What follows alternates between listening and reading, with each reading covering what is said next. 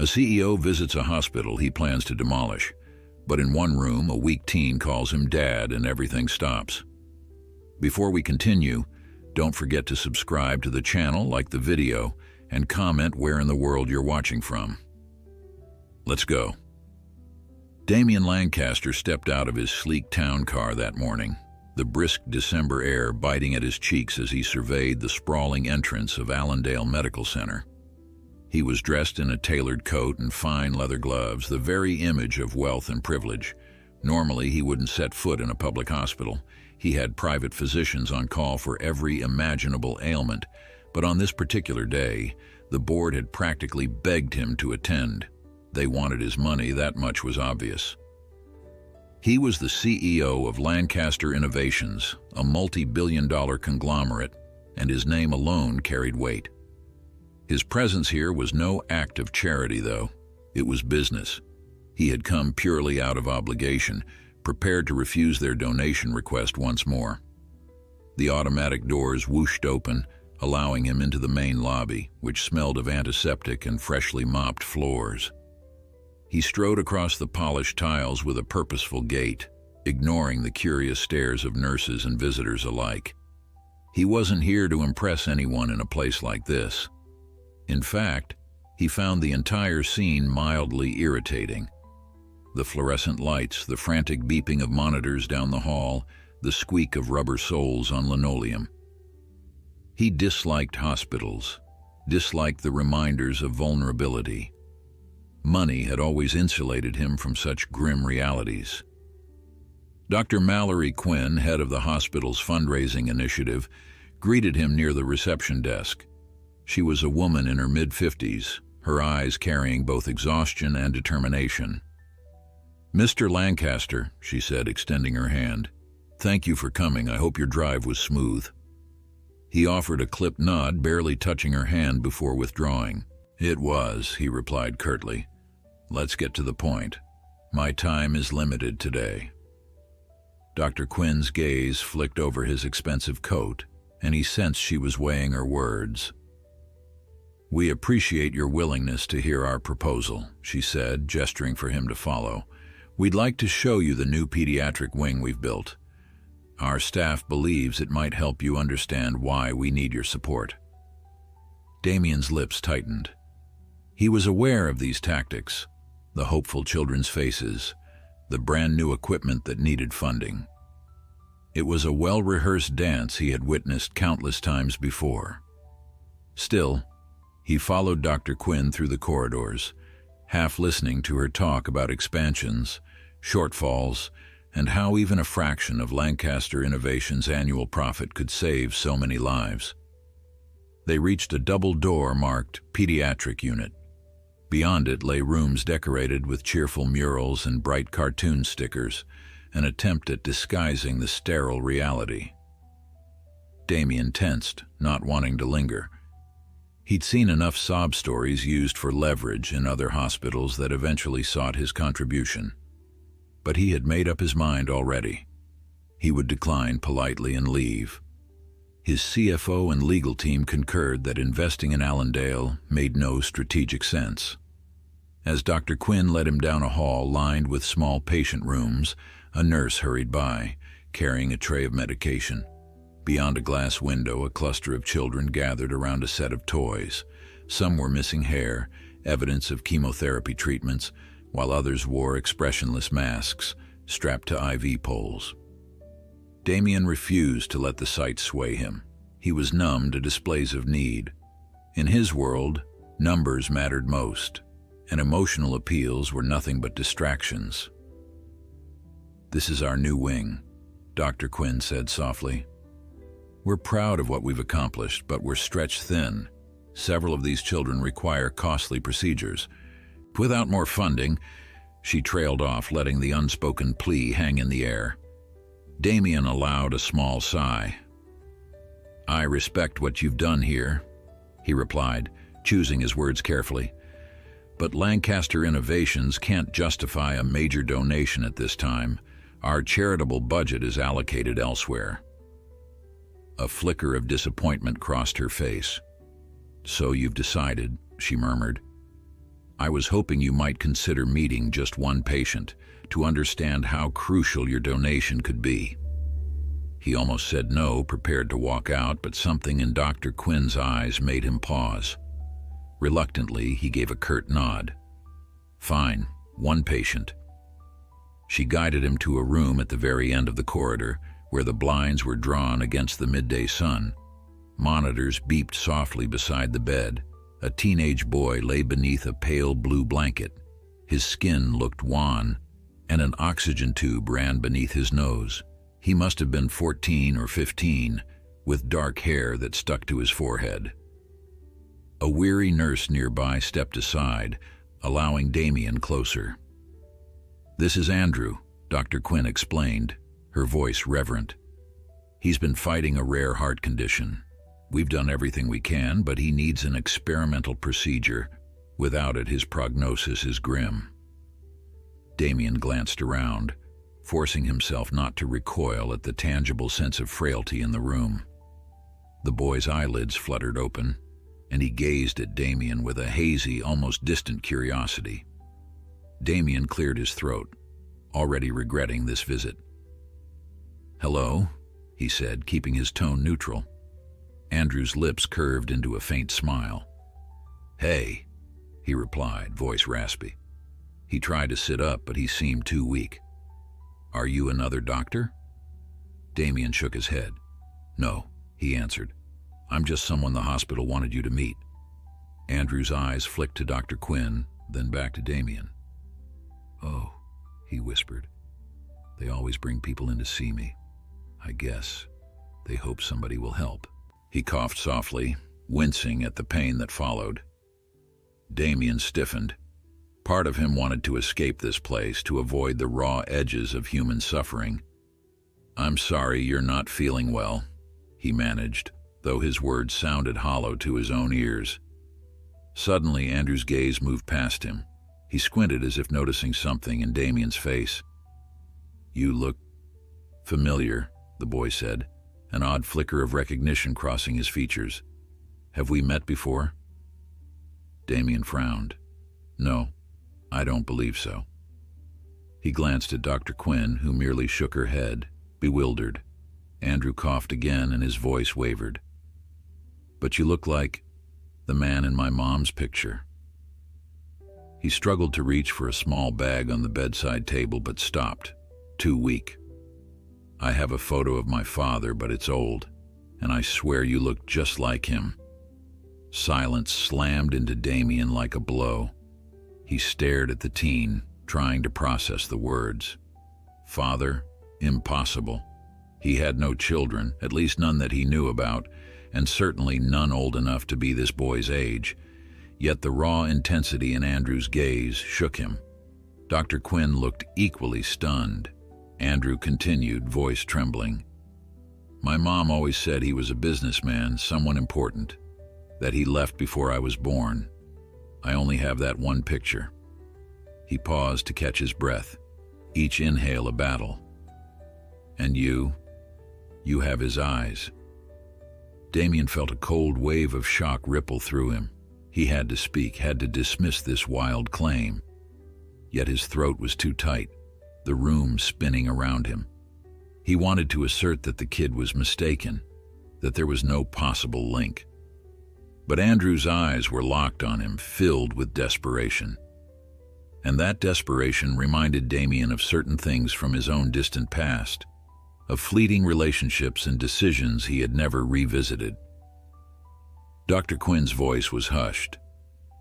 "Andrew, that's enough for now. You need to rest." She tried to usher Damien away gently, but Andrew's hand shot out, gripping Damien's wrist with surprising strength. His voice cracked with emotion. "Are you my dad?" The question echoed between the soft beeps of machinery, and Damien felt his composure splintering. This was not a scenario he had ever anticipated. The boy's labored breathing grew ragged, and the nurse hurried to adjust the oxygen flow. Yet Andrew wouldn't release Damien's wrist. The teen's dark eyes, alive with both hope and fear, pleaded for an answer. Damien finally pulled free, stepping back from the bed as if burned. "I don't know what you've been told," he snapped, "but I'm not here to play father to anyone. This is a misunderstanding." Andrew's expression fell, and the sudden heartbreak on his face made Damien's stomach twist. He was unaccustomed to feeling guilt, but something about this boy was chipping away at his usual defenses. Dr. Quinn watched the scene with wide eyes. "Mr. Lancaster, maybe we should move outside and talk." She tried to guide him toward the door, her posture tense. Damien nodded, grateful for the chance to escape. Even so, he couldn't shake the haunting image of Andrew's stricken face, those trembling fingers clinging to him as if to a lifeline. All thoughts of refusing the hospital's donation had been overshadowed by a deeper, more personal crisis. The possibility, however remote, that this sick teen might truly be his child. He stepped into the corridor, inhaling the disinfectant-scented air with shaking lungs. He needed to confirm the truth, needed to contact the boy's mother, if she was alive, and dispel this ridiculous story. Yet something in the pit of his stomach whispered that he wasn't as certain as he wanted to be. Just then, Andrew's raspy voice called out from behind him, weaker now, yet still audible. "I'm sorry," the teen murmured. I just want a dad." Damien froze, his heart pounding painfully. He couldn't decide if it was rage or sorrow clawing at his insides.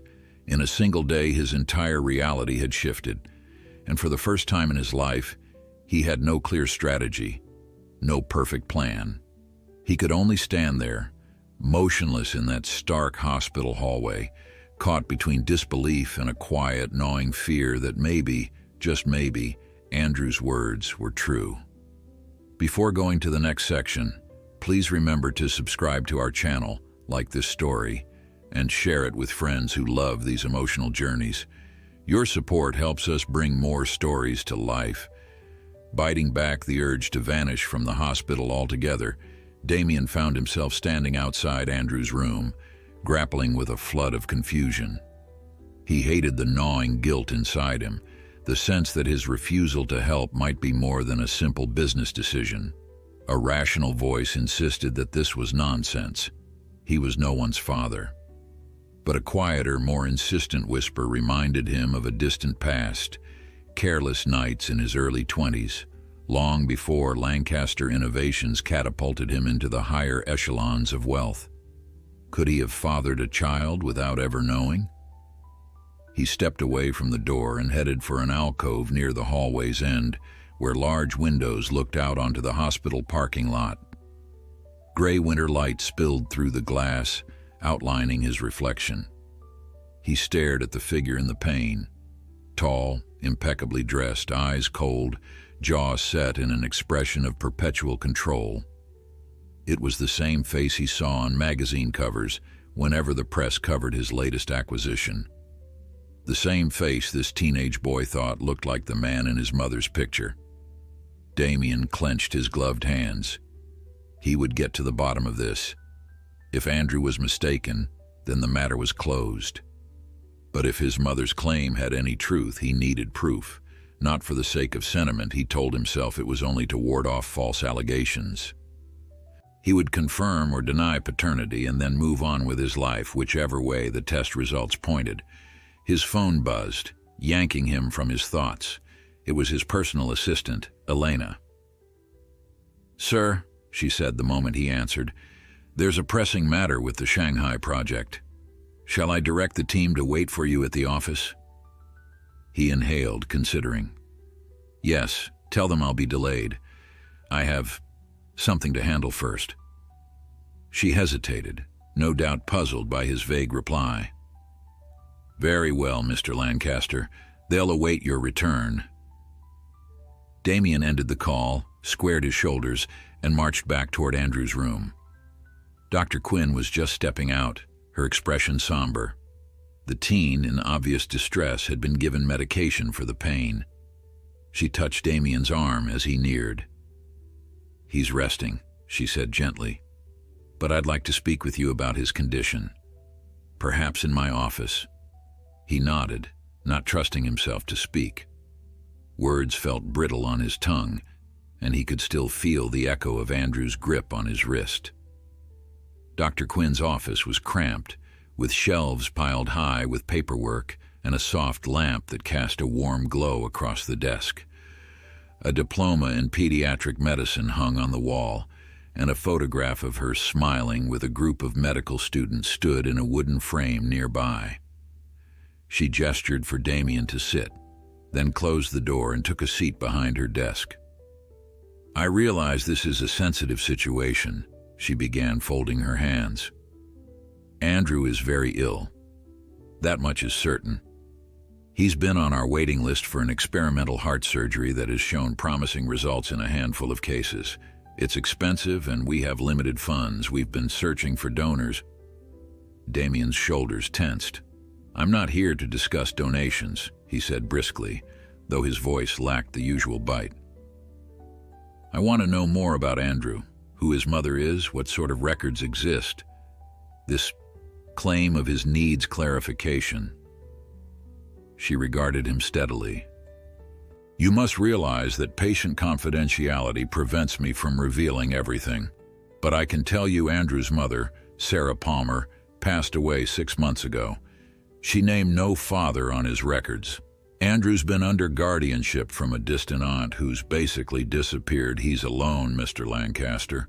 The hospital is doing its best to ensure he receives care, but his condition is critical." Dr. Quinn paused, choosing her next words. "Andrew believes his father is out there somewhere. He's clung to the idea that it's you. Whether that's true or not, I don't know. But it's giving him something to hope for." Damien fought the urge to deny it all once more. "I'm willing to arrange a paternity test," he said, "just to settle this. If the results show I'm not the father, I hope you'll explain that to Andrew gently. If I am—" He broke off, struggling to form the words. "If I am, I'll decide how best to handle it." Dr. Quinn nodded, her face grave. "Andrew's stable enough for a quick test, though you'd need to sign consent forms. I can make arrangements." "Do it," Damien said, sharper than intended. He wanted the matter resolved, his uncertainty extinguished. If the test came back negative, he could end these hospital visits for good. If the test came back positive, well, he'd cross that bridge if he had to. When he finally left Dr. Quinn's office, she promised to send the necessary forms to his personal email. Damien left the hospital without returning to Andrew's room, unwilling to face the raw plea in the teenager's eyes. In the parking lot, he instructed his driver to take him to the Lancaster Innovations headquarters. As the car wound through city traffic, Damien tried to focus on the Shanghai project, but Andrew's voice echoed in his head. "Are you my dad?" He scowled, pressing a button to raise the privacy screen between him and the driver. With the barrier in place, he pulled out his phone and searched for any mention of Sarah Palmer in his old records. He scrolled through scattered names, half-remembered acquaintances. Nothing definitive. That single name, Sarah Palmer, conjured faint recollections of a woman he'd met in Boston years ago, back when he was a hungry entrepreneur forging connections across the country. He had been negotiating deals left and right, attending endless parties to expand his network. The memory sparked only the vaguest sense of shared laughter in a crowded bar. Had that been Sarah? He couldn't remember. He pressed his eyes shut, frustrated by the gaps in his memory. Arriving at the Lancaster Innovations Tower, Damien stepped into the sleek, glass-encased lobby. Here, the environment was one he controlled. Polished floors, subdued lighting, employees glancing his way with hushed deference. Yet the sense of control he usually relished felt strangely hollow today. Andrew's shaky voice lingered in the back of his mind. Elena met him by the elevator banks, her tablet clutched in hand. She briefed him on the Shanghai negotiations. "We're close, sir. If you can finalize the contract within the next 2 days, we'll secure exclusive rights in that market." Damien gave a terse nod, stepping into the private elevator. He forced his mind to pivot, reviewing the bullet points. By the time the elevator doors slid open to his executive floor, he had neatly compartmentalized his emotions, sliding thoughts of Andrew behind a mental steel door. The meeting dragged on for hours. Damien was decisive, issuing instructions, reviewing figures, and forging the path forward. He was accustomed to these dialogues, the swirl of global markets, the interplay of profits, expansions, and competitor strategies. His team gave him wide berth, attuned to his mood. Usually a big deal energized him, driving him to push boundaries. Yet something felt off this time. Each time he glanced at the clock, he recalled Dr. Quinn's anxious expression. He found his mind drifting to that stark hospital bed, monitors beeping around a fragile boy. When the meeting ended, Damien excused himself abruptly, ignoring the questioning stares of his board members. Elena hurried after him, her heels clicking on the marble floor. "Is everything all right, sir?" He paused, regarding her with a neutral expression. "Yes," he lied. "Follow up with the attorneys on that contract wording. I'll review it in the morning." She nodded, stepping back. With that, Damien descended to his office suite, locked the door behind him, and let out a shaky breath. He sank into the leather chair by the floor-to-ceiling windows, gazing at the cityscape beyond. His chest felt constricted, heavy with an emotion he couldn't quite name. Was it dread? Was it some reluctant strand of concern? A test result would soon decide everything. Part of him almost hoped for a negative result, because the alternative meant a moral responsibility he'd never asked for. His phone pinged. A new email from Dr. Quinn.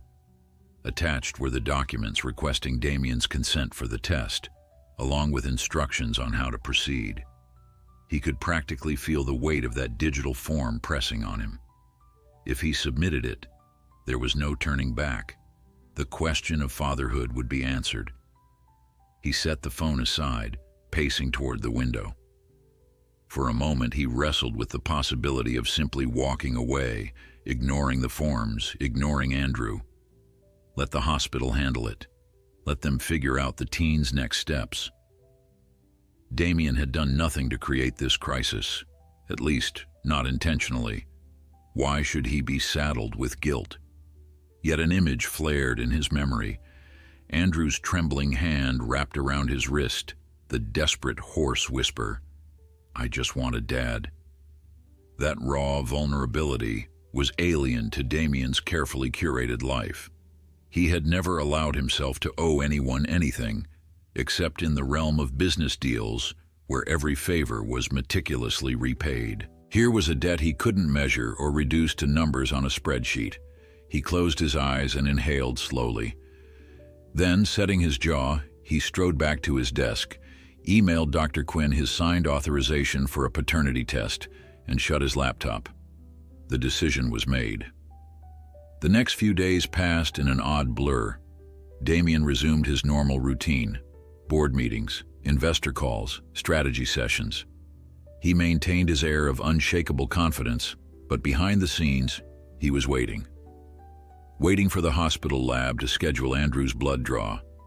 Waiting for them to call him in for his own sample. Waiting for the results that would either free him or bind him to a child whose entire future might hinge on Damien's choices. Late Wednesday evening, his phone finally buzzed with an update. Dr. Quinn's calm voice informed him they were ready. Damien stared at the lit screen, a sudden chill creeping through him despite the warmth of his office. He confirmed he would come first thing in the morning, ended the call, and sank into thought. If Andrew turned out to be his son, what would that even look like? He had no clue how to be a father, no desire to rearrange his life around a teenager. And yet, a faint stir of conscience told him that if it was true, he could hardly turn away from a child struggling just to survive. He refused to label the feeling as compassion. He preferred to think of it as responsibility. But deep inside, something else was surfacing, something he hadn't felt in a long time. a flicker of genuine concern, maybe even fear. Before he left the office, he found himself opening a search on his computer. Sarah Palmer, Boston. The results were sparse. An obituary from 6 months ago, a note about her volunteer work at a community center. He skimmed the words, searching for anything that might solidify his hazy memories. Her face in the single photo that accompanied the obituary looked vaguely familiar. She had kind eyes, a gentle smile. He recognized none of the other details, no mention of the father. It offered him no relief, no definitive clue. At midnight, Damien finally forced himself to leave. The next day, he would submit his DNA sample. Within a week, he would know the truth. His heart pounded as he stepped onto the street. His driver opened the car door, the city around them glimmering with the lights of late-night traffic. Damien slid inside and stared at his own reflection in the window, thinking of Andrew's gaunt face and shaking breath. The next morning, Damien woke before dawn, unable to stay asleep as his mind replayed the events of the past week. He left his penthouse early, riding in silence as his driver navigated the sleepy city streets. Arriving at Allendale Medical Center, he strode through the lobby with his coat collar raised against the chill. A pair of night shift nurses watched him hurry by, curiosity etched on their faces. After all, it wasn't every day the CEO of Lancaster Innovations came in looking as if he were carrying the weight of the world on his shoulders. He reached the lab's reception area where Dr. Quinn was waiting, her posture rigid and her eyes shadowed by fatigue. "Thank you for coming so promptly, Mr. Lancaster," she said, gesturing for him to follow. "Andrew's sample was taken earlier this morning. If you'll just allow the technician to collect yours, we can send everything for processing immediately." Damien nodded, still uncertain why his pulse pounded so hard. Logically, there was no reason for him to feel this level of dread, but logic didn't hold much sway in this place, it seemed. The technician, a mild-faced man in scrubs, guided Damien to a chair in a small side room. With quick efficiency, he drew a vial of blood, labeled it, then thanked Damien for his cooperation. Moments later, Damien stepped back into the corridor, flexing the crook of his arm where a small adhesive bandage now covered the needle mark. "Doctor." Quinn stood by the door, hesitating as though she wanted to say something. "Do you have a moment to visit him?" she asked softly. "Andrew had a rough night, and seeing you might ease his worry." Damien nearly refused. He didn't want to stir the boy's hope prematurely, yet somehow his feet were already moving toward the pediatric unit.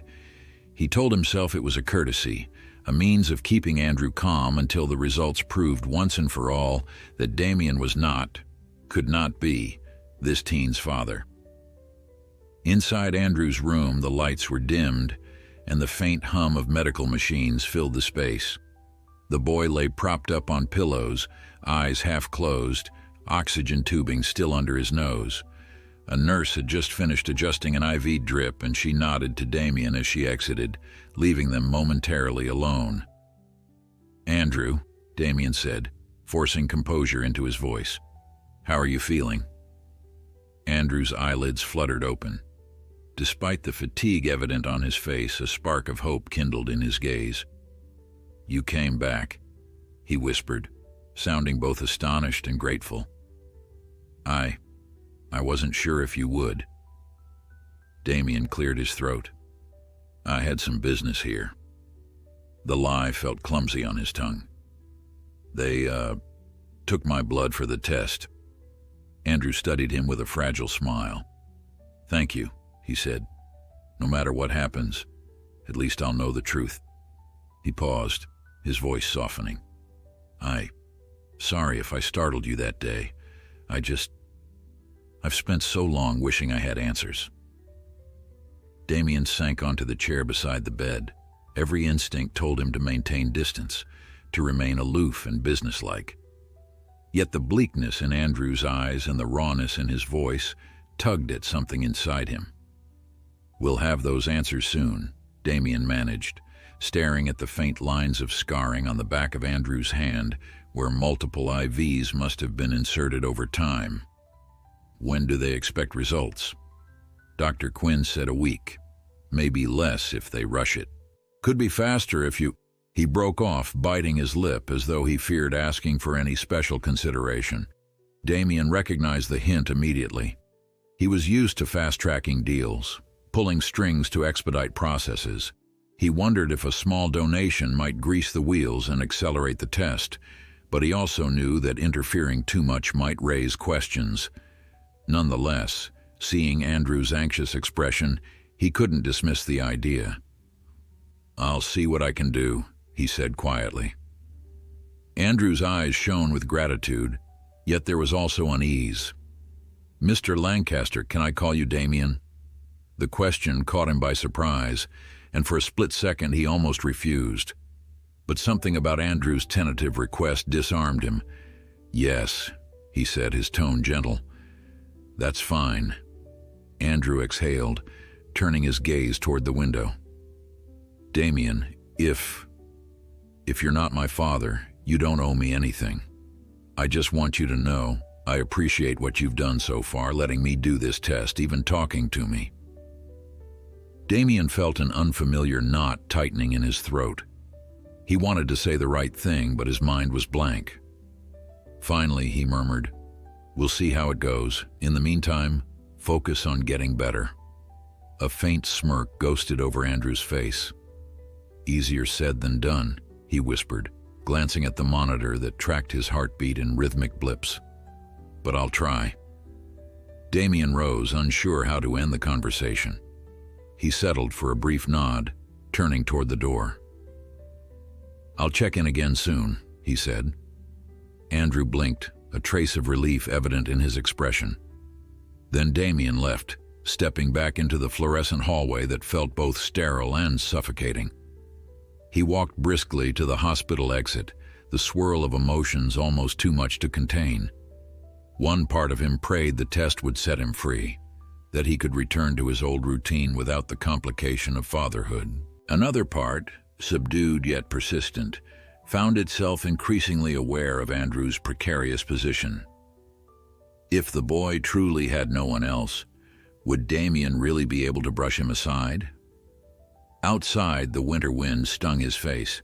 He refused to linger, climbing into his car and ordering his driver to take him to the office. The day's schedule promised a grueling array of calls and contract reviews, but at least it would occupy his mind. And so, the week crawled forward. Each day, Damien maintained his public persona, sharp, controlled, unyielding. He reviewed mergers, broke down marketing forecasts, and negotiated expansions with the same ruthless focus that had built his empire. But in the quiet moments between meetings, he found himself refreshing his email, waiting for any update on the paternity test. He considered contacting Dr. Quinn to accelerate the process, but something held him back. Perhaps a lingering fear of learning the final answer. On Thursday afternoon, his phone finally rang with a number he recognized from Allendale Medical Center. He excused himself from a conference, stepping into the hallway to answer. "Mr. Lancaster," Dr. Quinn's voice came through, steady but tinged with urgency. "The results are back. I'd like to discuss them with you in person." Damien's heartbeat faltered. Why not just tell him over the phone? The formality made his stomach tighten. "I'm in the middle of a meeting," he said, forcing calm. "I can be there in an hour." She paused. The sooner the better. That single statement deepened the tension coiling in his chest. He made a quick excuse to his team and left the building, ignoring the curious stares of his managers. The drive felt excruciatingly long, and for the first time in years, he felt powerless. No amount of wealth or strategy would change the scientific outcome that awaited him. Dr. Quinn was waiting just inside the pediatric unit.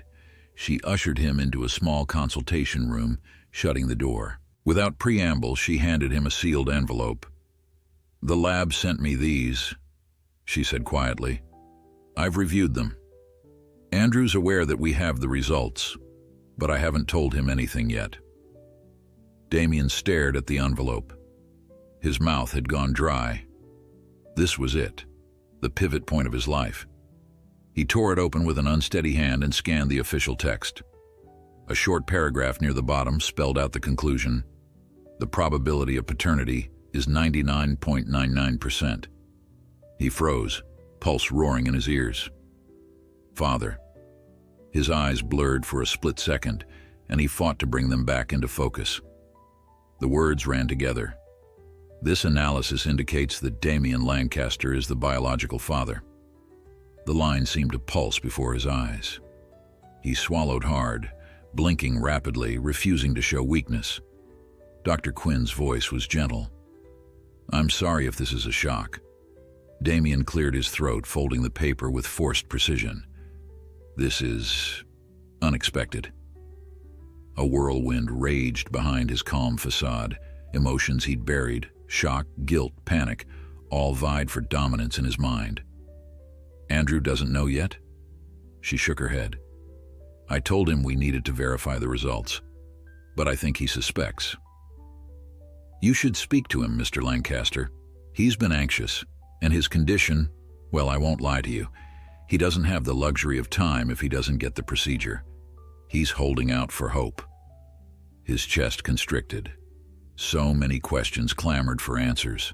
Sarah Palmer, those half-remembered nights, the illusions of a life he left behind when his ambition took over. Suddenly, everything he'd built felt unsteady, overshadowed by a fragile teen lying in a hospital bed. He wanted to find a reason to refuse responsibility, but the test results were irrefutable. "You said, he needs an experimental procedure," Damien said, voice low. "How soon and how much?" Dr. Quinn exhaled. "He's on the waiting list. We need about $200,000 for the surgical team and equipment. We've raised part of it, but we lack a significant chunk. If he had a direct sponsor, someone who could shoulder the costs, the surgery could happen within weeks." Damien hated feeling cornered, but Andrew's plight was suddenly his own. There was no sense denying it. In purely logical terms, $200,000 was a negligible amount to him. It was barely a fraction of what he spent on a single office renovation or a business-class flight arrangement. He could write a check this instant, but the real cost would be letting go of his carefully curated distance and stepping into a role he had never wanted. He took a moment, pressing his hands to his temples. Then he spoke. "I'll pay for it." Dr. Quinn's relief was palpable, but Damien lifted a hand to stop her from celebrating. "I'm paying for the surgery, and you can expedite it as soon as the doctors deem feasible. But I need you to give me time. I'll speak to Andrew, just not right this second. Let me gather my thoughts." She nodded, sympathy in her eyes. "Of course. I'll handle the logistics. But Andrew's going to ask questions, and he deserves honesty. Please don't leave him in limbo too long." Damien found himself standing to go before he'd fully decided. He needed fresh air, needed space to process the reality that he was Andrew's father. Father, a title he never wanted. With the envelope clutched in his hand, he forced himself toward the lobby, every step feeling heavier. As he passed a row of waiting chairs, he glimpsed a reflection of himself in the polished floor, eyes dark with apprehension. He reached the front doors and paused, the cold outside air beckoning. He could walk away now, telling himself he'd fix the situation with money and that would be enough. But in his heart he knew the truth. Andrew didn't just need a donation. He needed a father, someone to stand by him, to guide him through the terrifying reality of a dangerous illness. Damien inhaled sharply, feeling more vulnerable than he had in years. Everything in his life was about to change. Before going to the next section, please remember to subscribe to our channel, like this story, and share it with friends who enjoy stories of unexpected bonds and life-changing discoveries. Thank you for supporting our journey. Damien lingered in the hospital's entrance, the swirling December wind rushing in each time the doors parted. He had always considered himself immune to life's emotional tangles, fortified by his success. Now, with the envelope in hand confirming Andrew was indeed his son, that sense of invincibility had fractured in an instant. He turned away from the exit, as though compelled by an invisible pull drawing him back inside. The notion of facing Andrew again made his stomach clench. Yet some unfamiliar voice within insisted he couldn't just walk away. Gathering his composure, Damien retraced his steps along the corridor, ignoring the glances from staffers and visitors who seemed to sense his unease. The news had to come from him, not from a doctor or a stray whisper. When he reached Andrew's room, his heart thudded dully. Beyond the half-open door, the teen lay propped on pillows, eyes drifting half shut in exhaustion. Damien steeled himself and stepped into the softly lit space. Andrew blinked in recognition, a ghost of a smile tugging at his lips. "You came back," Andrew murmured, his voice a fragile thread. "Is something wrong?" Damien stood at the bedside, his fingers tightening around the folded test results. "I have updates," he managed, "on the paternity test." Andrew's expression tensed. He took a shallow breath, bracing himself for a letdown. What did they say? 1,000 denials warred in Damien's mind, yet the reality was inescapable. He unfurled the paper and exhaled. "Andrew," he said, his voice lower than usual, "it's positive. The results confirmed that I'm your father." The teen's eyes went wide with mingled relief and disbelief. He opened his mouth, then closed it, as though the weight of that moment was too immense to fully process. At last, a ragged exhale escaped him. "So, it's really true," he whispered. "I'm not crazy." Damien swallowed hard. "It's true," he repeated, a swirl of emotions flooding his chest. He placed the paper on the rolling tray near Andrew's bed, wishing he had the right words. "I wish I'd known sooner. Believe me, I had no idea." Andrew blinked rapidly, fighting the sting of tears. "I figured you didn't," he managed. "Mom never talked much about it, but I always believed there had to be a reason." Awkward silence filled the room, broken only by the faint hiss of the oxygen tube under Andrew's nose. Damien cleared his throat. "Dr. Quinn said you need surgery soon," he said, choosing practicalities over unresolved emotion. "I've agreed to pay for it. Everything, whatever it takes." Andrew's eyes lit with cautious hope. "You have. I mean, that's amazing. Thank you. He faltered, seeming unsure of how to address the man he had only just confirmed was his father. Damien felt the boy's indecision and offered a faint nod. "I'm doing what's necessary," he said, his tone gentler than usual. "This surgery is important to you, so it matters to me. That's all." Andrew lowered his gaze, a shaky smile creeping across his face. "Thank you," he said again, as though those two words were the only shield he had against overwhelming emotion. Damien stayed a few minutes longer, fielding Andrew's hesitant questions about the upcoming procedure. When he finally turned to leave, the teen reached out, resting a frail hand on Damien's sleeve.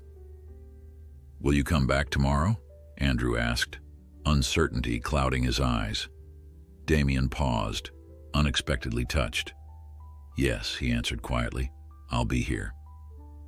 He slipped from the room, heart pounding, a tumult of relief and dread churning within him. He hadn't planned to promise more visits, but seeing Andrew's vulnerable gratitude had made it impossible to refuse. Outside in the hallway, Dr. Quinn caught his eye. She looked relieved and exhausted. "He's calmer now," she said. "He knows you'll support him financially, but he'll need you emotionally too." Damien stiffened, unused to such personal inferences. "I understand," he replied curtly. He didn't linger. The emotional atmosphere clung to him like a heavy cloak, and he needed to escape into the brisk night air. That evening, back at his penthouse, Damien found his usual solitude oddly oppressive. He flicked on the lights, but the sleek, modern lines of his home provided no comfort. Sinking onto a leather couch, he stared at the city skyline through panoramic windows, recalling the moment Andrew realized he had a father who was actually alive and present. It stirred a flicker of guilt. Damien had spent the better part of his life navigating business expansions, never giving a second thought to the possibility he might have left behind a son. He tried to distract himself with financial reports, but the words swam on the page. After half an hour, he gave up and dialed Elena, instructing her to rearrange his appointments for the following week. He wanted to keep his schedule flexible so he could return to Allendale Medical Center at any time. She agreed without question, though her polite confusion was evident. Damien refused to elaborate and ended the call abruptly. A restless night ensued. Damien dozed fitfully, his mind cycling through scenarios of Andrew's surgery, the uncertain aftermath, and the inescapable question: what came next for them? He wasn't prepared to be a father. He had no clue how to fill that role. But ignoring it was no longer an option. When morning arrived, he returned to the hospital. The staff welcomed him with nods, no doubt informed by Dr. Quinn of his newfound status. Andrew was awake, greeting him with a shy smile. Damien spent the next hour listening to the surgeons explain the planned procedure in clinical detail. He recognized the tension etched on Andrew's face, so he kept a hand near the teen's shoulder, offering a semblance of reassurance. The entire scene was foreign to him. He was used to men in suits praising his business acumen, not doctors referencing a child's precarious health. Yet he found himself oddly compelled to remain, soaking in every detail. Over the following days, their routine settled. Damien would show up in the morning with fresh coffee for himself, herbal tea for Andrew, on the nurse's recommendation, and an occasional small gift, like a puzzle book or a music playlist, hoping to stave off the boy's boredom. Their conversations remained somewhat stilted, neither fully sure how to act, but a strange warmth began to develop. Andrew would ask about Damien's life, about the skyscrapers he owned, about the daily hustle of running a corporate empire. Damien, in turn, ventured to ask about Andrew's experiences. Did he enjoy books? Which TV shows kept him company during long nights in the hospital? Bit by bit, their exchanges became less guarded. Damien was still wary, uncertain how to express the deeper emotions swirling within him. Andrew, for his part, radiated a hopeful eagerness that sometimes veered into anxiety. He knew the surgery drew near, and while he tried to stay positive, his fear showed in the tightness of his expressions whenever a nurse mentioned a test result. Finally, the day of the operation arrived. Damien wore a simple sweater and dark slacks, discarding his usual polished suits. He paced the hallway outside the operating room, arms crossed over his chest, feeling hopelessly out of his element. The mechanical beep of monitors and the occasional rush of gurneys passing by reminded him how little he controlled in this sterile environment. "Mr. Lancaster," a gentle voice said behind him. He turned to see Dr. Quinn, her expression reassuring. "The anesthesiologist is prepping Andrew. Do you want a moment with him before they begin?" Damien nodded mutely. She led him into a pre-op area where Andrew lay beneath thin blankets, an IV in his arm. His face looked pale against the whiteness of the pillow, but he managed a shaky grin. "They're gonna knock me out soon," he mumbled. Damien approached the bedside, unsettled by the fear in the boy's eyes. He remembered the vow he'd made, that he would be there when Andrew woke. "You'll be fine," he said firmly, placing a careful hand on Andrew's forearm. "The doctors here are the best." Andrew gave a small nod. His voice trembled with forced humor. "You better not bail. I've got that baseball game on my list, remember?" Damien's chest tightened. "I won't bail," he vowed, voice low. "I promise." A nurse gently signaled that it was time for Andrew to go. Damien stepped back, heart thumping as he watched them wheel Andrew away, the IV stand rattling slightly. That fleeting glimpse of Andrew's worried face lingered, piercing Damien's usual armor of detachment. An excruciating 2 hours passed in a special waiting area, with Dr. Quinn occasionally emerging to provide updates. First that Andrew had been sedated without complication, then that the surgical team had begun the delicate procedure on his weakened heart. Each time she walked away, Damien found himself pinned in place, uncertain how to handle the dread that gnawed at him. He resented feeling vulnerable, but more than that, he resented the possibility that no amount of money could guarantee Andrew's survival. Another hour crawled by, and Dr. Quinn appeared again, relief etched in her features. "They're closing up," she said. "The surgeon says it went smoothly. Andrew will be taken to recovery soon. You can see him once he's stabilized." Damien released a breath he hadn't realized he was holding. A soft tremor rippled through him. "Thank you," he managed. After a torturous wait, he was led into a recovery room where Andrew lay motionless, eyes closed, hooked to monitors that beeped with a steady rhythm. Tubes and wires snaked around him, making Damien's throat constrict. A nurse offered quiet reassurance that Andrew was stable, though the next 48 hours were crucial. Damien settled into a chair by the bed, trying not to let the swirl of relief and lingering fear consume him.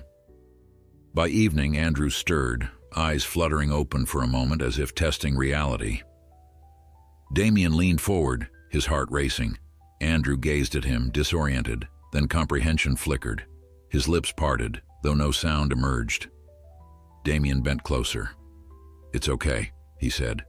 "The surgery's done. You're safe."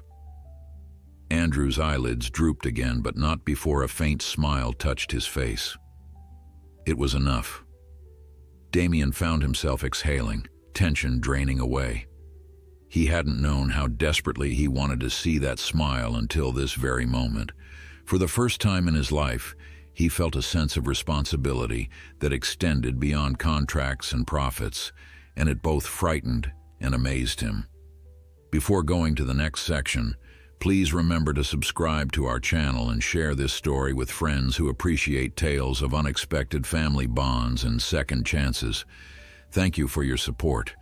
Andrew's first night after the surgery was uneasy, filled with shallow breaths and occasional spikes in pain that brought nurses rushing to his side. Damien hovered by the bed, shoulders tense, unsure whether to sit, stand, or pace. He ended up doing a bit of all three. Whenever Andrew stirred, Damien would step closer, ready to reassure him that things were fine. Though the teen was still groggy from anesthesia, he seemed to recognize Damien's presence in those fleeting moments of half-consciousness. By dawn, the hospital's constant hum of activity had shifted gears, transitioning into a calmer morning routine. Andrew dozed fitfully, machines beeping in soft rhythms. Damien stared at the monitors as though trying to decipher their coded language, but the flickering lines and numbers remained a mystery. He was used to reading market analytics, not medical data. Here he was just a novice, a father who had stumbled belatedly into the role. Dr. Quinn appeared around 7, her hair pulled back in a neat bun. She looked tired but gratified, her gaze sweeping the machines that surrounded Andrew. "He's responding to the procedure," she said quietly. "The next 2 days are critical, but we're optimistic. If all goes well, his heart will strengthen enough for a full recovery in time." Damien exhaled. "Thank you," he said, realizing he'd grown more accustomed to expressing gratitude in this setting. Business deals rarely involved such personal stakes. "I'll stay as long as it takes." Dr. Quinn gave him a measured nod. "You're doing well," she told him kindly. "He needs a stable figure, and right now that's you." Her words left Damien equal parts relieved and unsettled. He wasn't sure how to be anyone's stable figure, but he stayed in Andrew's room for the better part of the day, refusing to let business calls distract him too much.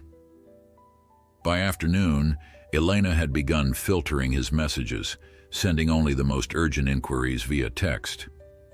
He answered when necessary, stepping outside into the hallway for privacy, then returning to the quiet hush of the recovery ward.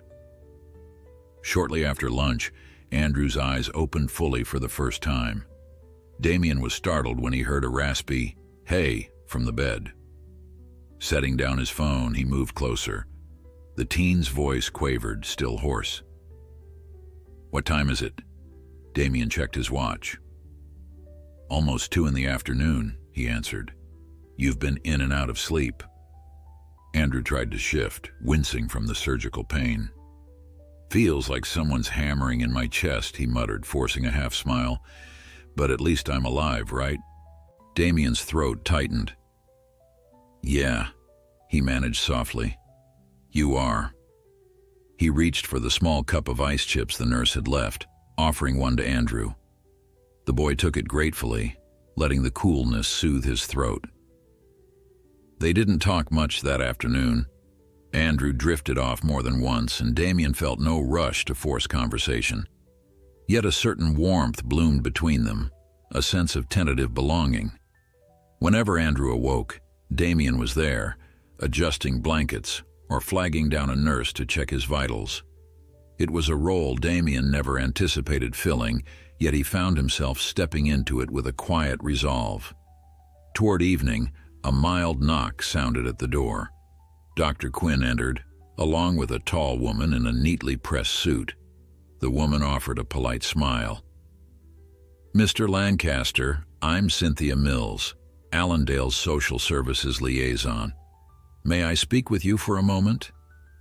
Andrew nodded off again, so Damien followed Cynthia and Dr. Quinn into the corridor. There, Cynthia cleared her throat gently. "Given Andrew's condition and age, we wanted to discuss his long-term situation. Right now, he's under the hospital's care, but once he's stable enough for discharge, we need a legal guardian to take responsibility." Damien shifted uncomfortably.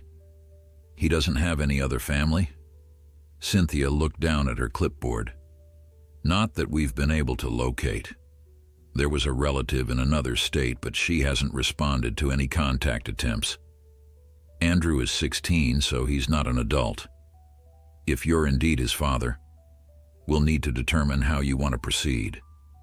Usually this involves legal paperwork, possibly a custody arrangement." The words pummeled Damien. He had expected to fund Andrew's surgery, maybe provide some assistance. But custody, taking the teen into his own life, it was a leap he hadn't mentally prepared for. He glanced at Dr. Quinn, who gave him a sympathetic nod. "There is time," Dr. Quinn said softly. "He won't be discharged until he's recovered enough, but it's best to start planning. Andrew's future depends on stability." Damien inhaled, a stab of panic flaring in his chest. His schedule was crammed with corporate obligations. His lifestyle was anything but child-friendly. Yet the mental image of leaving Andrew adrift in some cold foster system churned his stomach. "What if," he asked carefully, "I cover his needs here? Is that sufficient?" Cynthia's eyes flickered with understanding. "Financial support is helpful, but ultimately a minor needs a legal guardian. The hospital won't release him to an empty apartment. We want what's best for him, somewhere safe, with someone who can ensure proper follow-up care. That's usually family." Damien's mind raced. He hated feeling cornered. Nonetheless, he managed to keep his voice calm. "I'll think about it." He realized it was a paltry response, but it was all he could muster. Over the next 2 days, Damien wrestled internally with the question of custody. He was a man used to controlling every aspect of life, but fatherhood wasn't something he could master through sheer will. In Andrew's hospital room, he maintained an outward calm, helping the teen sip water or shift into a more comfortable position. Yet whenever Andrew drifted to sleep, Damien would pace the corridors, phone in hand, trying to rationalize his options. On the second evening, he found himself in the hospital's small courtyard, surrounded by dormant rose bushes and an icy fountain. The winter sky glowed softly with city lights. Damien was on a call with his CFO, discussing the details of an upcoming acquisition, but he couldn't concentrate. At last, he cut the conversation short. Right then, Dr. Quinn happened to pass by, eyes heavy from a long day. He seized the moment to voice his dilemma. "I'm no parent," he said quietly. "My life, it doesn't have room for a teenager, but I can't just abandon him." Dr. Quinn studied him in the courtyard's bluish glow. "Parenthood rarely arrives when people feel ready," she said, tugging her coat sleeves against the chill. "I've seen mothers who discover a pregnancy unexpectedly, families who adopt because they feel compelled to help a child. It's never purely convenient. The question is whether you're willing to try, to be there for Andrew while he recovers." Damien pressed his lips together. In all his years of making high-stakes decisions, nothing had left him feeling this vulnerable, and yet the notion of leaving Andrew to an unknown fate gnawed at him far worse than any corporate risk. "I don't even know how to talk to him sometimes," he admitted, voice low. "It'll come," Dr. Quinn reassured him. "You've been here every day since his surgery. That already tells me you care. Nobody can force you to take custody, of course, but if you want to give Andrew a chance, really give him a chance, then he needs more than your money. He needs a home." The wind picked up, rattling bare branches. Damien gazed up, watching a faint swirl of snow spiral downward. He had built his empire on strategy, on weighing pros and cons. Yet here, the logic was secondary. Something deeper, the surge of protectiveness he felt whenever he saw Andrew's exhaustion, carried more weight than any spreadsheet or contract. If Andrew was truly his son, wasn't it his duty to provide what no one else could? Late that night, long after Dr. Quinn had gone and the courtyard lay silent, Damien returned to Andrew's room. The teen stirred, blinking in drowsy confusion. "You're still here?" he whispered, his voice subdued from pain medication. Damien sank into the chair by the bed, arms resting on his knees.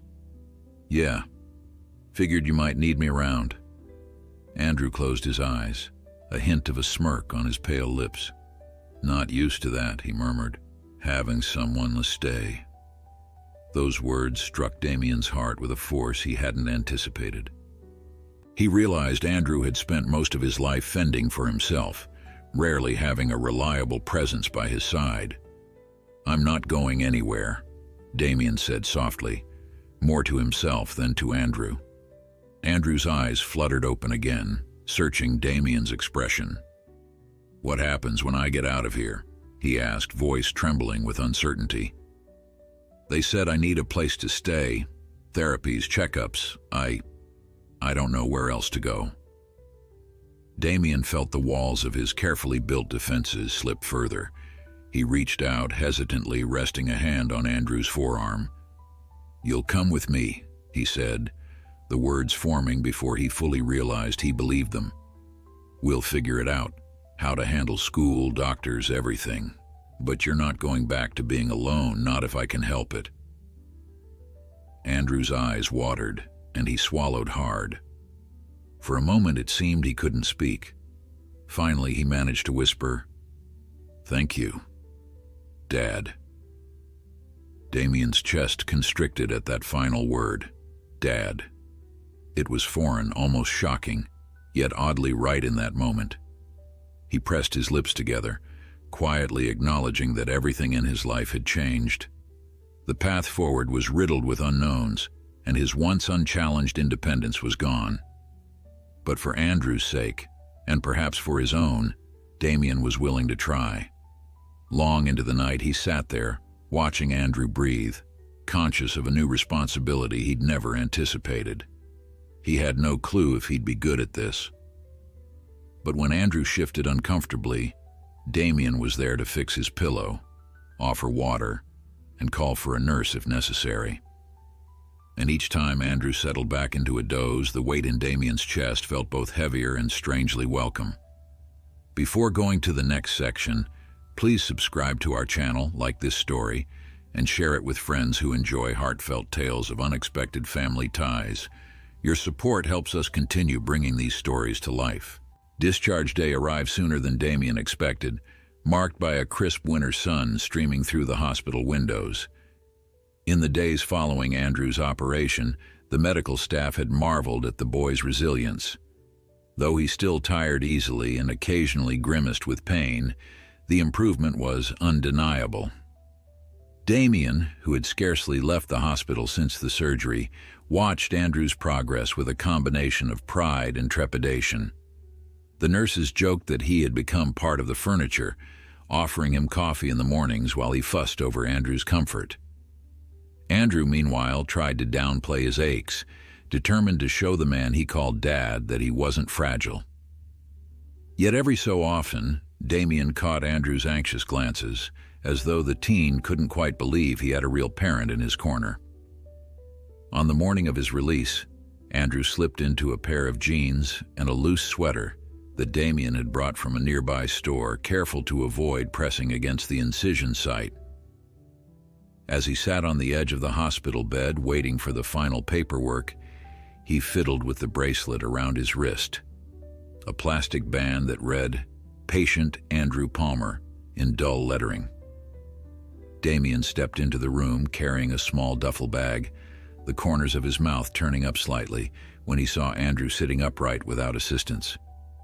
It was a small victory, one that made Damien realize just how much he had come to value each sign of Andrew's recovery.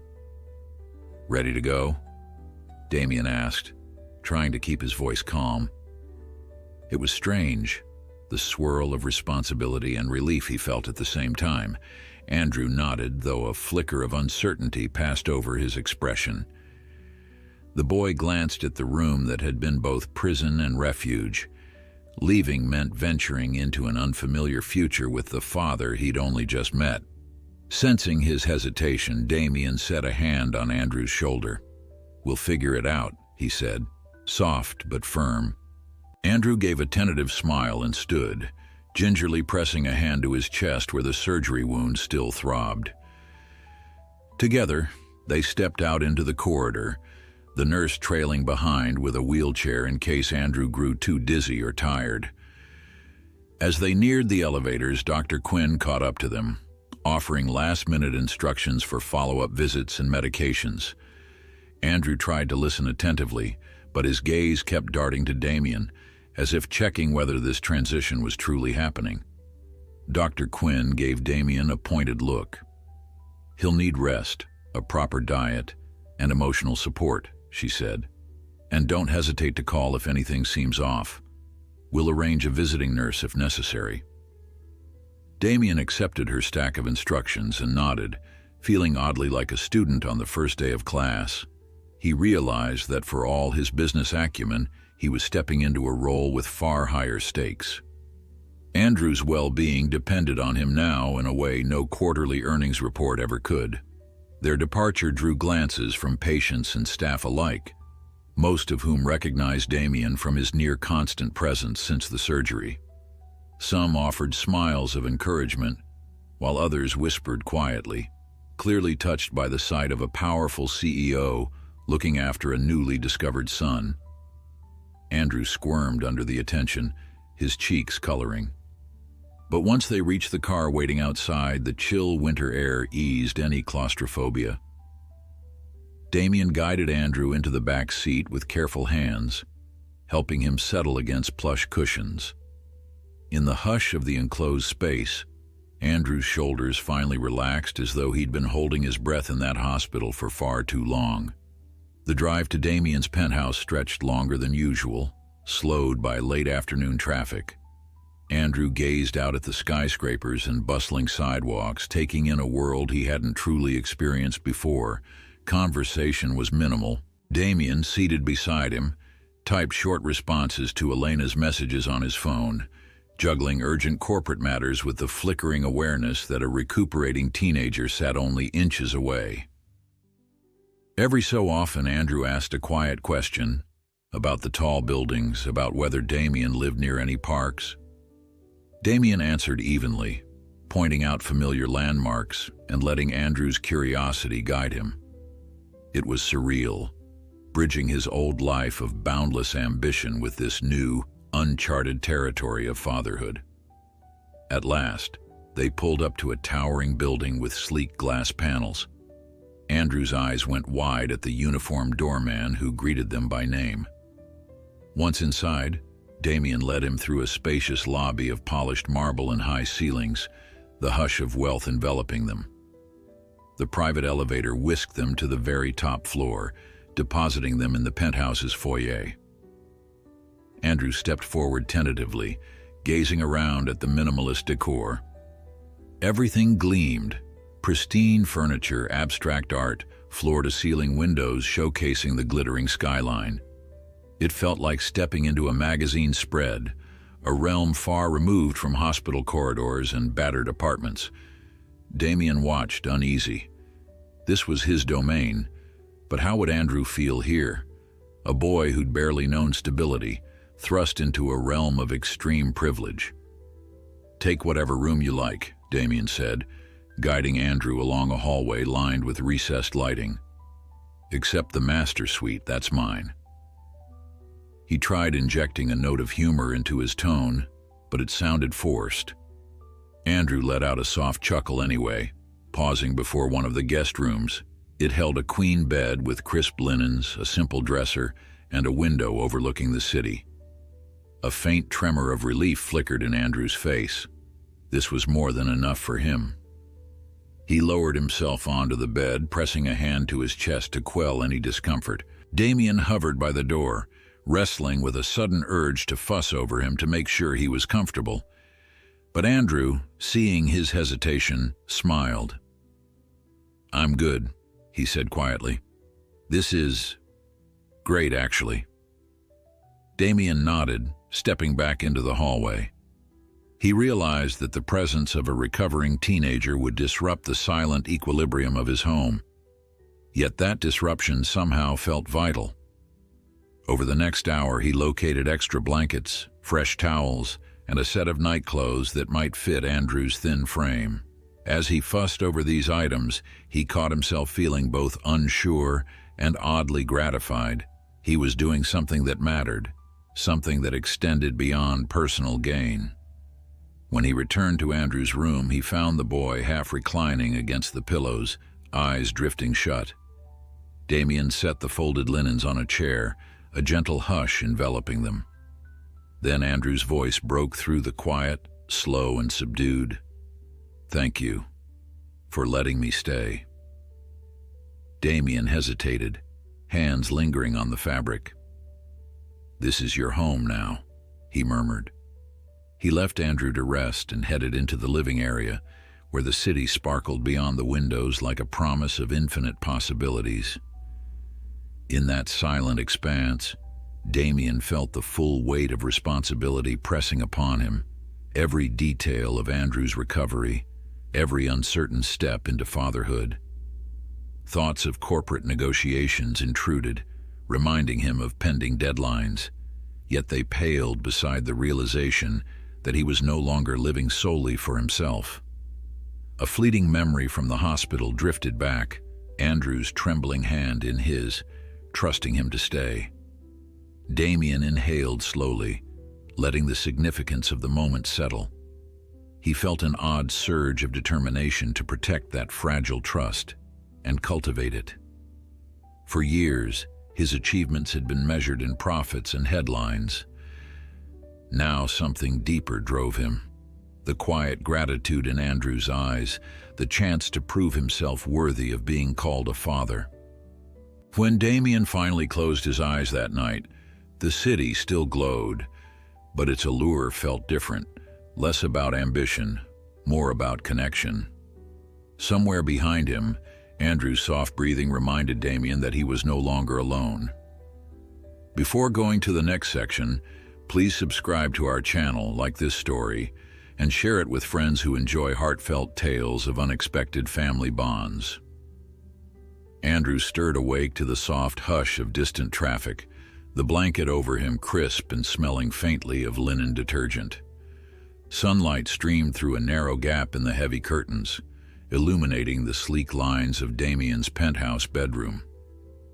It felt surreal to be in such a luxurious space after years of cramped rooms and threadbare bedding. His chest twinged a little, reminding him of the surgery. He pressed a hand gently against the scar beneath his sweater, relieved to find the pain was less intense than before. Sliding out of bed, he paced around the room, eyeing the plush rug and towering shelves with curiosity. Everything appeared so pristine, so meticulously placed, that it almost felt like stepping into a museum. He caught his reflection in a mirrored panel along one wall, noticing the band of paleness beneath his eyes. Still, there was a flicker of excitement inside him. This was home now. Venturing out, Andrew found the corridor softly lit by recessed ceiling lights. The penthouse opened into a massive living area framed by floor-to-ceiling windows that showcased the city skyline. He noticed Damien seated at a long dining table made of polished wood, laptop open, phone pressed to his ear. Dressed in tailored slacks and a fitted sweater, Damien looked every inch the influential CEO. Yet when he spotted Andrew, he raised a hand in quiet greeting, setting his call on mute. Andrew's stomach fluttered. Each day since leaving the hospital, he'd been unsure how to act around the man he now called Dad, uncertain which boundaries to test. In the hospital, Damien had been a constant presence, coaxing him through pain and fear. Here, in the sleek comfort of a penthouse, it was harder to believe that bond would remain as steady.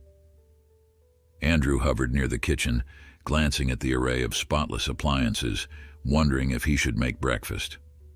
"Morning," Damien said, ending his phone call. "I was about to ask if you slept okay, but it seems you're up bright and early." He gestured toward a basket of fresh fruit and a box of cereal on the counter. "You hungry?" Andrew nodded, noticing that even Damien's casual tone contained a hint of uncertainty. Their relationship remained fragile, built on the aftermath of shocking revelations and a life-threatening surgery. Still, Andrew appreciated Damien's attempts to be approachable. As he poured cereal into a bowl, Andrew considered the odd mixture of gratitude and awkwardness he felt. He was no longer alone, but everything about Damien's world, the immaculate furnishings, the casual mention of stock prices, felt alien. "Thanks," Andrew said, spooning cereal. I'm good." The words were simple, yet they held a deeper weight, an acknowledgement that he was trying to fit in somehow. The day unfolded in small, deliberate steps. Damien showed Andrew around the penthouse, pointing out where extra towels were stored, how the security system worked, and which rooms were typically off-limits to visitors.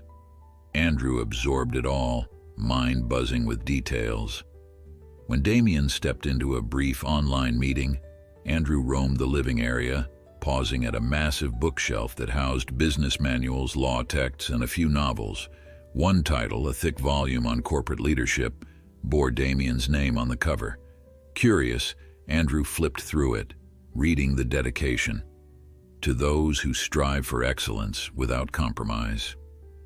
Setting it back, he realized how little he knew of Damien's personal life, beyond the glimpses he'd caught in hospital corridors.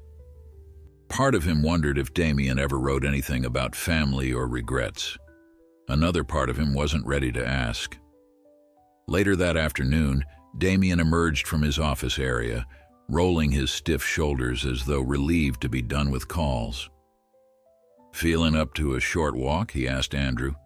"Doctors said gentle exercise could help your recovery." Andrew hesitated. He was wary of appearing weak, but his chest still ached if he moved too quickly. With a resolute nod, he agreed. Soon they found themselves riding the elevator to the ground floor and stepping into the bustling sidewalk.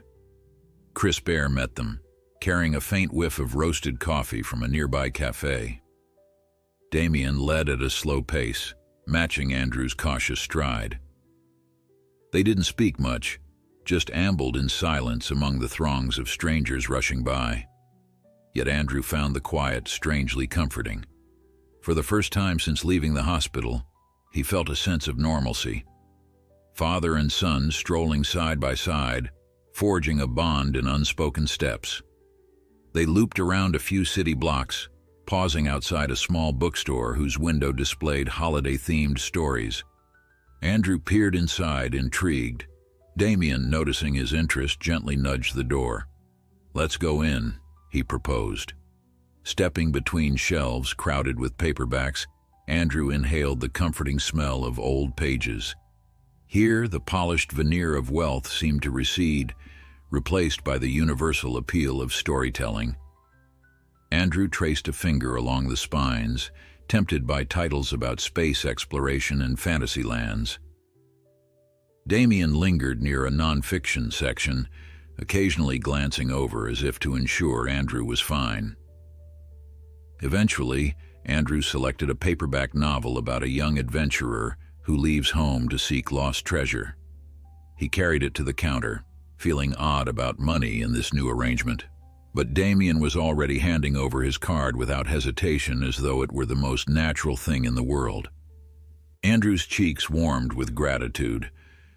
That evening, back at the penthouse, Andrew curled up on the couch, hugging a throw pillow to his chest. He was tired from their excursion, the lingering effects of surgery evident in the way his breath occasionally caught.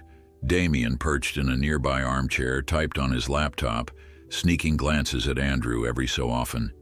Eventually, he closed the device, turning his full attention to his son. "Are you settling in okay?" he asked, voice subdued. Andrew shrugged.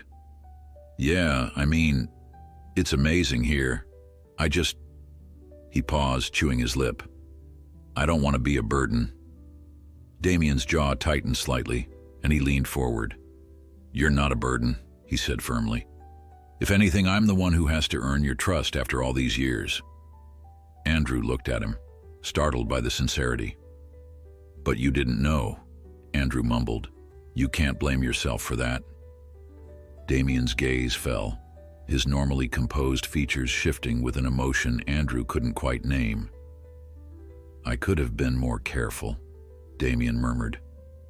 "Not so wrapped up in building my empire that I lost track of people who mattered. Your mother, she must have struggled, and I never knew." The admission was raw, and it resonated in the quiet apartment. Andrew, uncertain how to reply, reached for the new book he'd gotten, flipping pages to distract himself.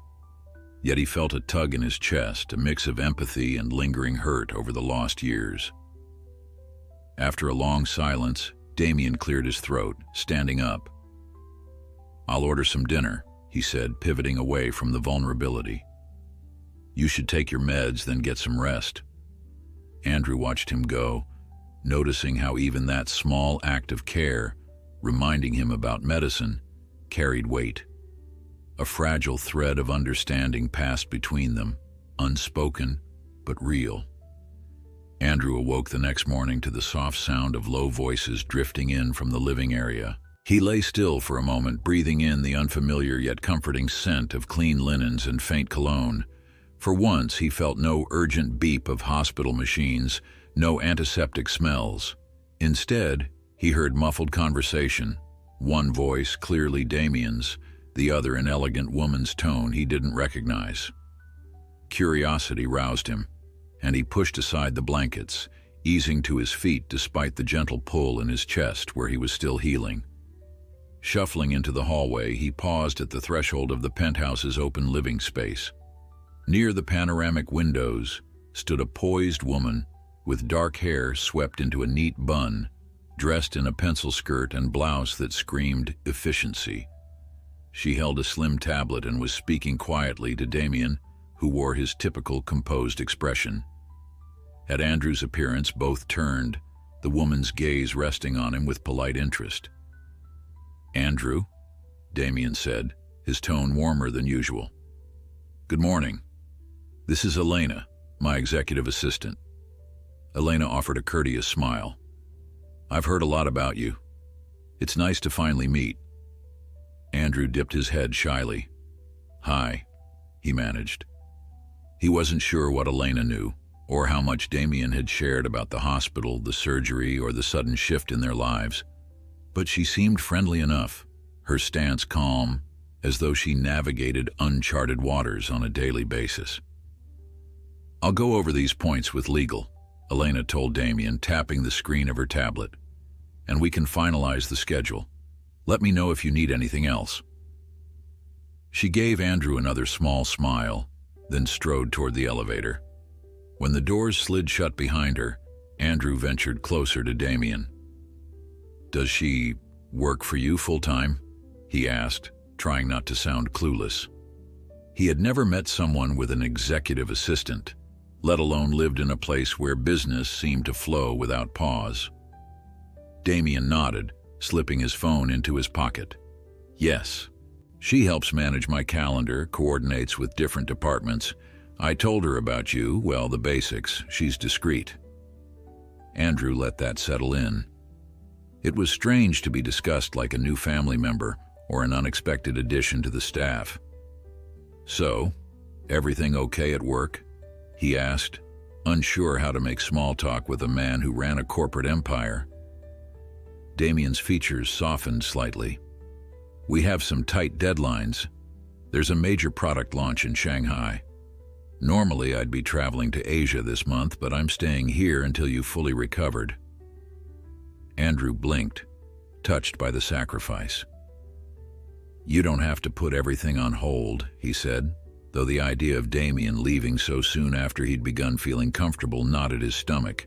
Damien waved off the concern. "It's fine. My team can handle on-site logistics for now. You're my priority." His words hung in the air, each syllable layered with an earnestness that Andrew was still getting used to. A few minutes later, they shared a simple breakfast at the dining table. The conversation meandered between Andrew's post-surgery fatigue and Damien's upcoming conference calls. Andrew caught himself glancing at his father's stern profile, noticing how lines of worry edged Damien's forehead whenever Andrew rubbed his chest. Andrew tried not to let the discomfort show, determined to prove he wasn't helpless. After cleaning up, Andrew took his medication and retreated to the large couch, flipping open the novel he'd bought days before. Soon, however, he found his eyes straying from the pages, drifting toward Damien's office door. He couldn't shake the sense that he was intruding on a life built with no space for a teenage son. Late that afternoon, a knock on the penthouse door startled Andrew, who had dozed off while reading. Damien, emerging from his office in shirt sleeves, answered it. A tall man with salt and pepper hair and an air of authority strode in. Robert Haynes, head of Lancaster Innovations' legal department. Andrew recognized him from photos in a business magazine Damien had shown him. Robert offered Damien a thick folder with color-coded tabs. They moved to the kitchen island, discussing something in low voices. Andrew tried not to eavesdrop, but he sensed the conversation might concern him. After a few minutes, Robert cleared his throat, glancing Andrew's way. "Shall we include your son in this discussion?" he asked Damien. The question sent a small jolt through Andrew. Your son.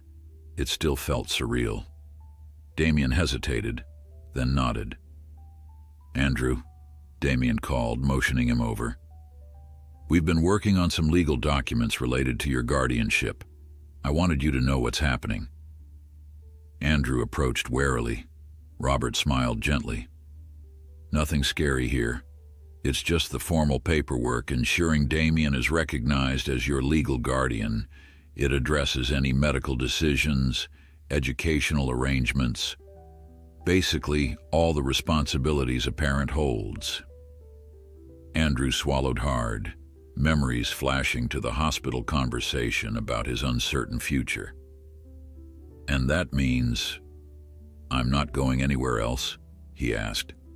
In the past, he'd been shuffled from relative to relative, always waiting for someone to declare they couldn't keep him. Damien's gaze softened. "It means you'll stay with me, legally, unless you decide otherwise."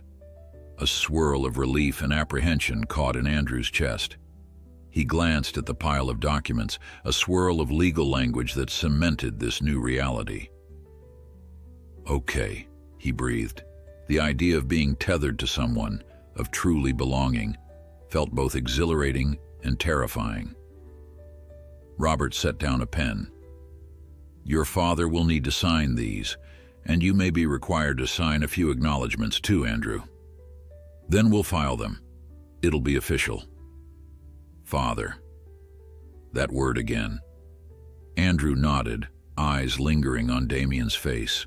To the older man's credit, Damien appeared equally intense, as if each signature carried the gravity of a lifetime promise. Finally, Damien picked up the pen. The scratch of ink on paper resonated in the quiet penthouse. Andrew's pulse quickened, realizing with every passing second that they were both stepping over a line that couldn't be easily erased.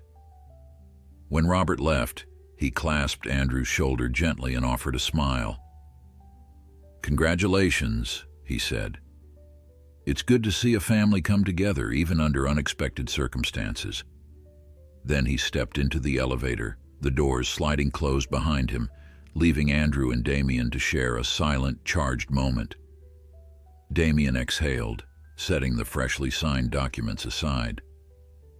"This doesn't change day-to-day life much," he said, as if trying to keep things casual. "But it means we're not operating in a gray area. Legally, we have everything sorted." Andrew nodded slowly.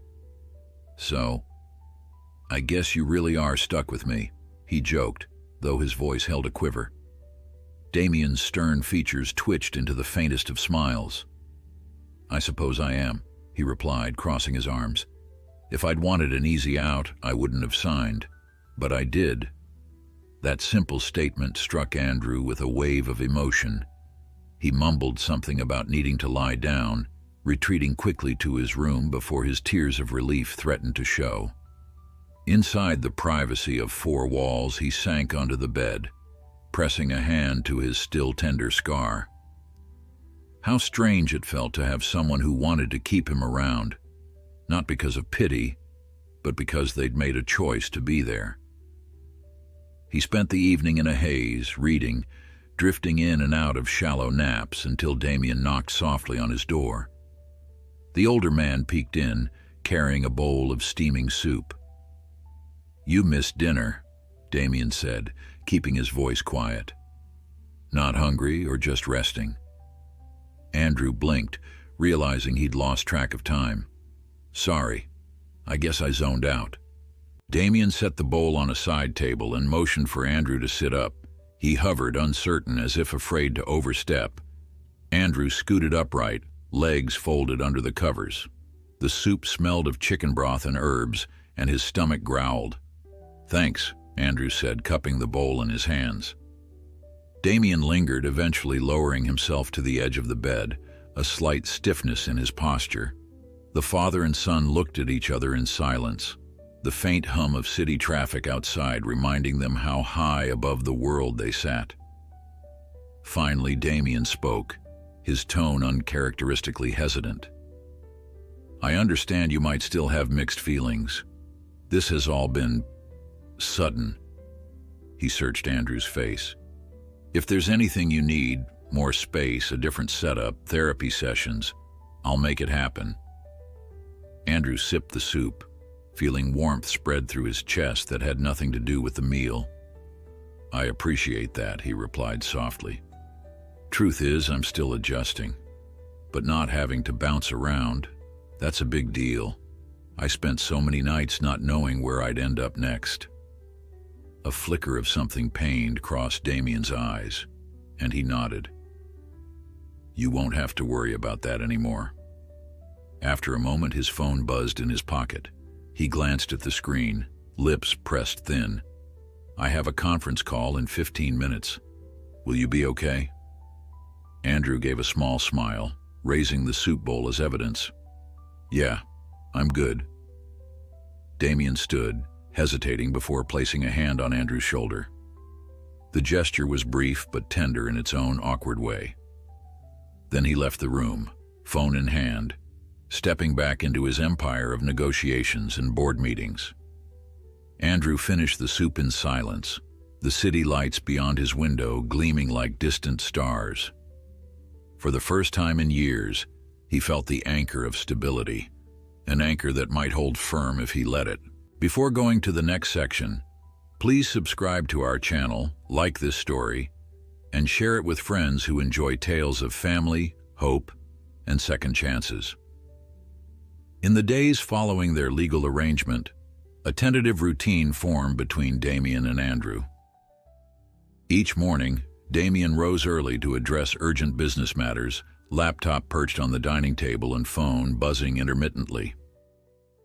Andrew, still recovering, wandered out to join him, usually drawn by the aroma of coffee or fresh fruit. They would exchange subdued greetings, both aware that neither fully understood how to navigate this new father-son dynamic. Yet there was an undeniable sense of calm in simply existing under the same roof, sharing quiet breakfasts, learning each other's rhythms. One afternoon, a soft knock at Andrew's bedroom door startled him from a doze. He had been flipping through a magazine, a dull ache in his chest reminding him not to overexert himself. "Come in," he called, expecting Damien or perhaps Elena with some stack of paperwork. Instead, a nurse, someone from a private agency, stepped in carrying a small medical bag. She introduced herself as Rose, hired to check his vitals and assist with any follow-up care.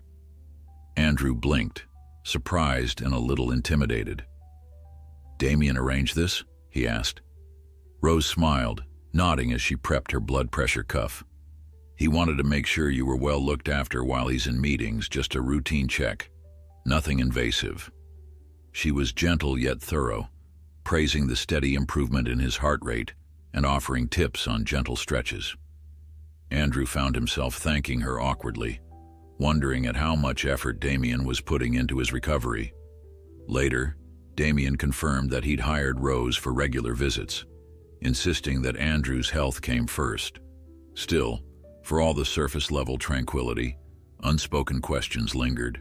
Andrew felt them most when he'd catch Damien gazing at him with a mix of uncertainty and guarded warmth. As much as Andrew appreciated the kindness, a small, persistent doubt whispered in his mind.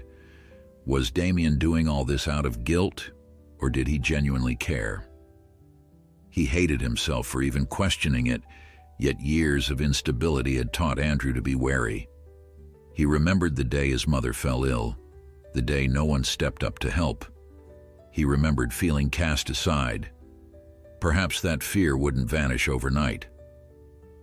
By the end of the week, Andrew felt strong enough for a lengthier walk beyond the immediate block. He asked Damien if they could visit the park, and Damien agreed at once.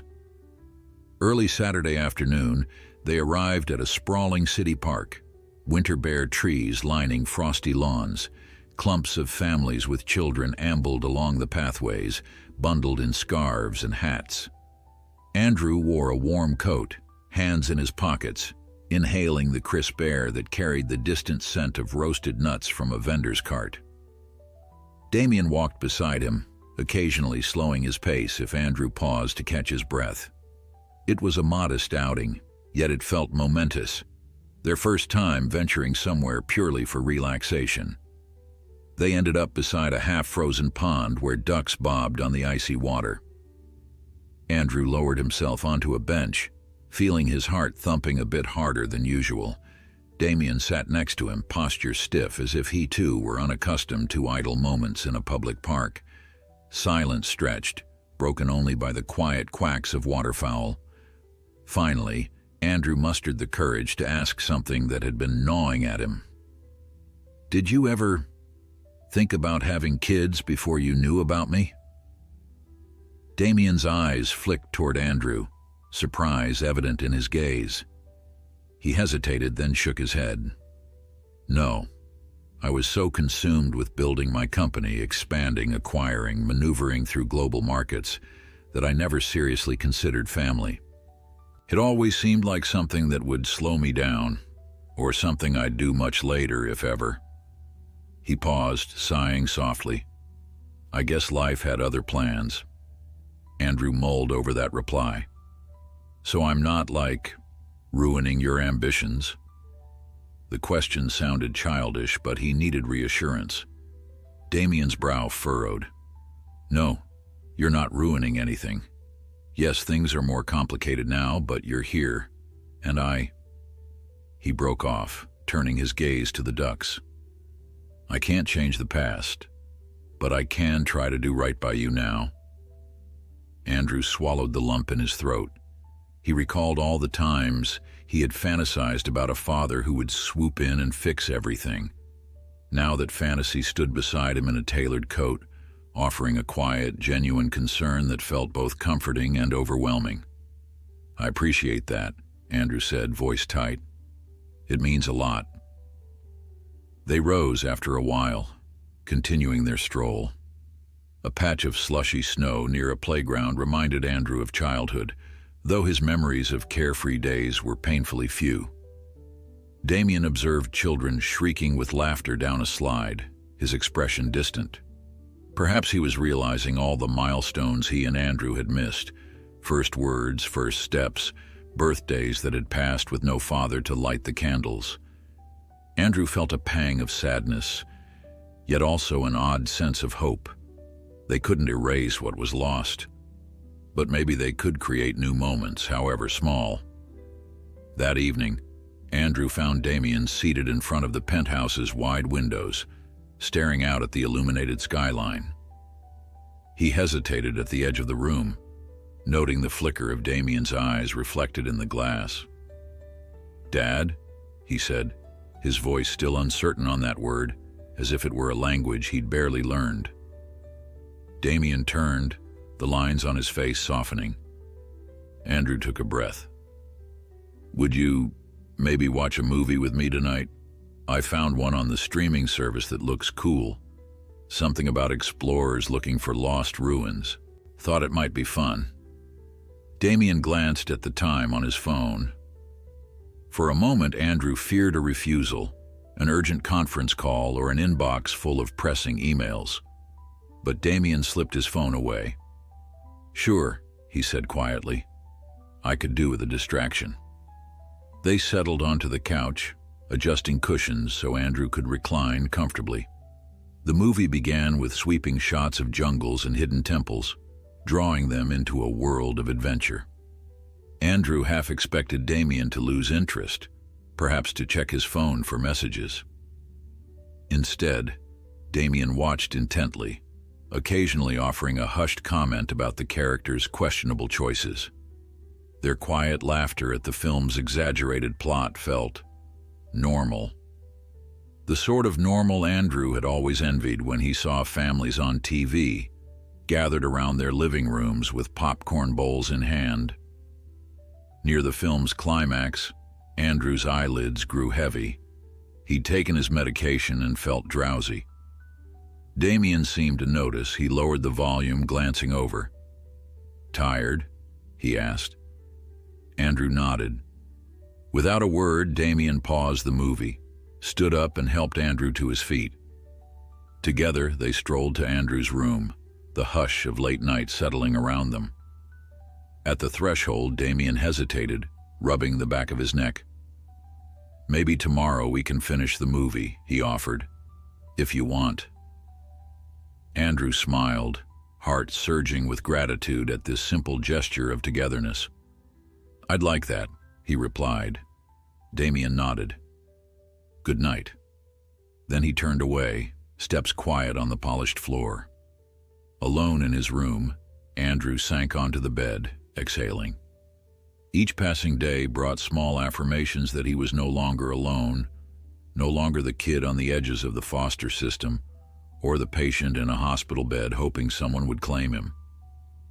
Damien wasn't perfect, and their relationship was still so new, but it was real. Andrew placed a hand over his chest, feeling the beat of his recovering heart. He let that steady thump ground him, reminding him that life, though unpredictable, had gifted him a second chance at family. He drifted off, lulled by the faint hum of city lights. At some point in the night, he half awoke to the sound of Damien's voice filtering through the corridor, maybe a phone call or a late business chat. Normally that might have unsettled him, but now it was strangely reassuring. Damien was there, just rooms away, locked in the dance of corporate demands, but still present, still here. Andrew let himself sink back into sleep, content with the knowledge that he wasn't alone in this big apartment, in this big world. And that was enough. Before going to the next section, please subscribe to our channel, like this story, and share it with friends who love heartfelt tales of newfound family and personal growth. A pale winter sun filtered through the towering windows as Andrew stepped into the penthouse living room, still rubbing the sleep from his eyes. Another day in his new home, and each morning felt a little less foreign. Damien was already up, standing at the counter with a mug of coffee, hair slightly rumpled as though he'd been pacing the halls. Despite the casual posture, there was a tension about him, something unresolved. When he caught sight of Andrew, Damien motioned for him to sit down at the sleek kitchen island. "I've been thinking," Damien said, his voice quieter than usual. "You've been here for a while now, and we've settled into some kind of routine." He exhaled slowly. "But I realized I've never asked about your own plans. Anything you're hoping for, beyond just getting better? Maybe school or some activity you'd like to try." Andrew took a seat, letting the cool surface of the stool remind him to stay grounded. "I haven't really thought about it," he admitted. His health had overshadowed everything for so long that imagining a future beyond basic survival felt strange. "I guess finishing high school would be a start." Damien nodded, setting down his coffee. "We can arrange tutoring until you're strong enough for regular classes. Or if you want to enroll somewhere more traditional, we'll find the right place." He paused as though considering each word. "I know you never had much stability, but that can change now." Andrew fiddled with the sleeve of his sweater, an uncertain warmth blossoming in his chest. "Yeah," he murmured. "I'd like that. I want to graduate, maybe even go to college someday." His old dream, half forgotten during hospital stays and nights in foster homes, reemerged haltingly. He dared not look Damien in the eye, afraid the man might find it impractical or naive. But Damien didn't scoff. Instead, he placed a hand on Andrew's shoulder. "We'll do whatever it takes," he said, and for once, the usual businesslike edge in his tone was replaced by genuine support. Later that afternoon, an unexpected call from Dr. Quinn arrived on Damien's phone. She explained that a group of hospital board members wanted to honor him for funding Andrew's procedure and making additional donations to support pediatric care. They were organizing a small ceremony and hoped both father and son would attend. Damien felt Andrew watching him, searching his expression for a reaction. At first, Damien considered declining.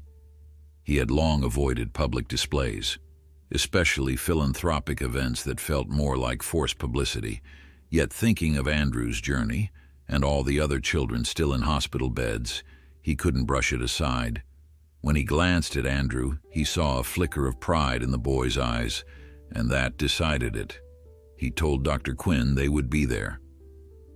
2 days later, the hospital's modest auditorium bustled with staff, donors, and volunteers. A small podium stood at the front, next to a banner that read, "Thank you for supporting our children." Andrew tugged self-consciously at his collar, dressed in a neatly pressed shirt and jacket Damien had picked out.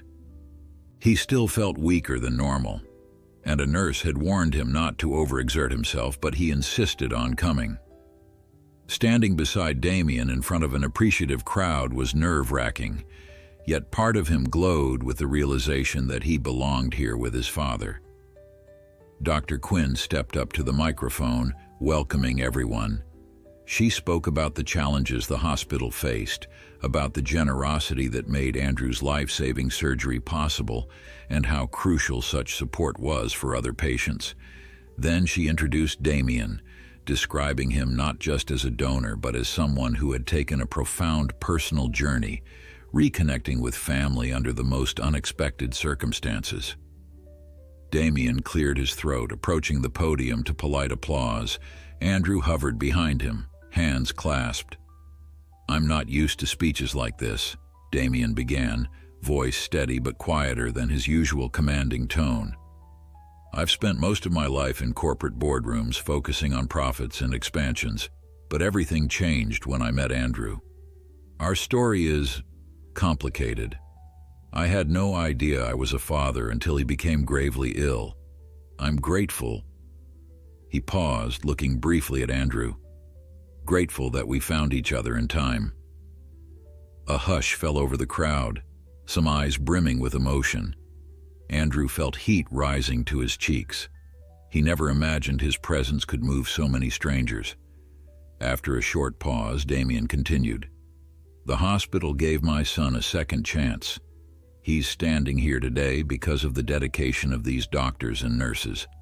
From now on, I intend to support not just Andrew's needs, but also the needs of children in similar situations. I want to ensure no one misses out on medical care because of financial barriers." Thunderous applause filled the auditorium as he concluded. Andrew blinked back tears he hadn't realized were gathering. In that moment, he saw a side of Damien he'd never quite glimpsed. A man willing to let his carefully guarded persona slip away for the sake of something bigger than himself. Dr. Quinn then beckoned Andrew forward, presenting him with a small token, an inscribed plaque thanking him for his courage. Andrew held it carefully, heart pounding. His mind flicked back to the boy he'd been just months ago. Weak, scared, no real hope for a future. Now, he had a father, a stable place to live, and a chance to dream again. Later, after the ceremony, Andrew and Damien lingered in a nearby corridor, away from the bustle. Damien asked if Andrew would like to visit the pediatric wing to say hello to any kids who might be feeling as lonely as he once had. Andrew hesitated, unsure if he was ready to face that part of his past, but he nodded anyway, suspecting it might be healing to show them that recovery was possible. They moved through the hallways, passing by rows of rooms with bright murals on the walls. Andrew's heart clenched at the sight of IV poles and anxious parents. Memories flooded back, the beeping machines, the fear of falling asleep and never waking.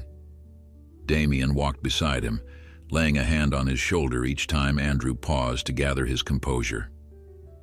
In a small playroom, they found a handful of children in hospital gowns, coloring pictures, while a nurse supervised.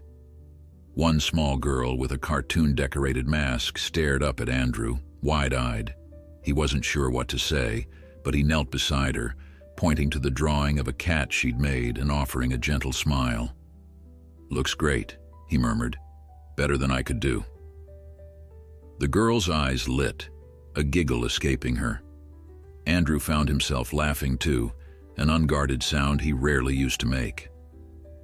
Damien watched from nearby, arms folded, a subdued pride in his expression. For a moment, the boy who once felt unwanted had become an inspiration to others, however small the gesture might be. They returned home after an hour, both visibly drained by the emotional toll of the visit. Andrew collapsed onto the living room couch, pressing a hand to his chest to soothe the lingering discomfort. Damien lowered himself into an armchair, removing his jacket and loosening his tie. Outside, evening shadows played across the skyline, turning the city to gold. "You did well today," Damien said, voice subdued. "I know it wasn't easy for you to go back there." Andrew nodded slowly. "I'm glad we did it. Those kids, they reminded me how lucky I am." He hesitated, then mustered the courage to say what had been on his mind all day. "Thank you, Dad." Damien glanced up, brow arching slightly in mild surprise. He seemed to sense that Andrew wasn't just thanking him for the hospital visit. "For what?" he asked softly. "For everything," Andrew replied.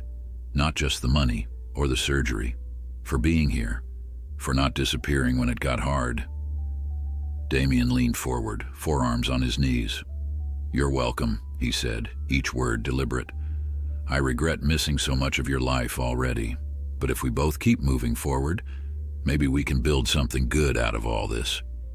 Andrew's chest felt too tight with emotion, so he merely nodded. After a moment, Damien stood, crossing to sit beside him on the couch. The two gazed out at the city, 1,000 lights twinkling in the distance, silent testament to the countless stories unfolding at every moment. There was no perfect script for fatherhood, no flawless transition from strangers to family. Yet somehow, they were making their way. Andrew's life, once dominated by fear and uncertainty, now held a kind of promise, a sense that he belonged, that he mattered, and that the man beside him would stand by him no matter what challenges arose. Eventually, they ordered a late dinner, choosing a pizza place Andrew had mentioned wanting to try. Damien made no fuss about the carbs or the fact that they ate in front of the TV, finishing the movie they'd started days before. When the final credits rolled, Andrew found himself laughing at the absurd ending, something about hidden treasure and triumphant explorers. Damien smirked at the screen, eyeing Andrew with a mixture of amusement and fondness. It struck Andrew then that home was no longer a nebulous concept, nor a fleeting arrangement. It was here, in the small routines and the shared laughter that bound them. Night deepened, wrapping the penthouse in a gentle hush. Tomorrow, Andrew would continue his recovery, possibly begin tutoring, and Damien would juggle his corporate empire. Yet neither father nor son doubted that they would face those demands together. With the city shimmering in the windows, Andrew sank against the cushions, heart steady. No one could erase the pain of the past, but for the first time, he truly believed in a future. And that was all he needed. You've reached the end of our story. We hope you've enjoyed this heartfelt journey. If you did, please subscribe to our channel, like this story, and share it with friends who enjoy tales of family, hope, and unexpected bonds. Thank you for reading.